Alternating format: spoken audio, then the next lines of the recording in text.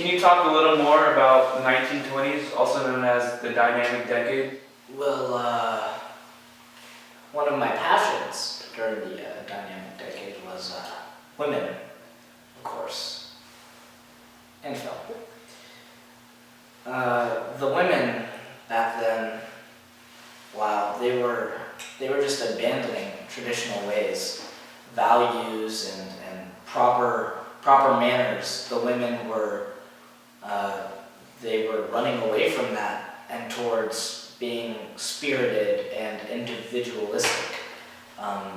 Nowadays, you see these two-piece bathing suits that are just like barely there, and you're like, wow, that's too far. Well, let me tell you, the one-piece bathing suits back in the 1920s, whoo, good times.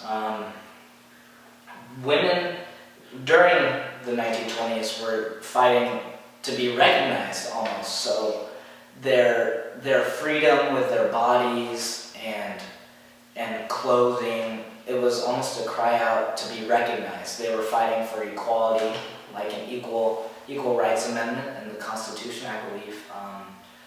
I had a friend I worked with at Coca-Cola. She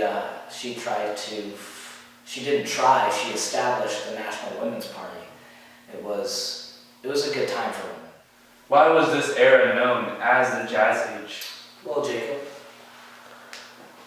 the 1920s were popularly known as the Jazz Age because of literally jazz, the music. It was at every party, everywhere you went, all you heard was King Oliver's Creole Band playing in the background, and people were having fun and dancing.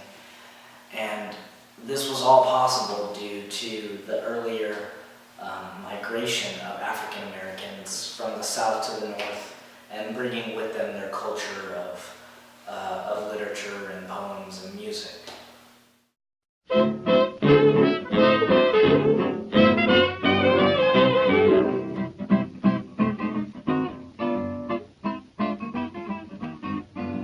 Dancing may do this and that and help you take off lots of fat, but I'm no friend of dancing when it's hot. Did you see African American communities become more proud of their race? Well, yes, I did.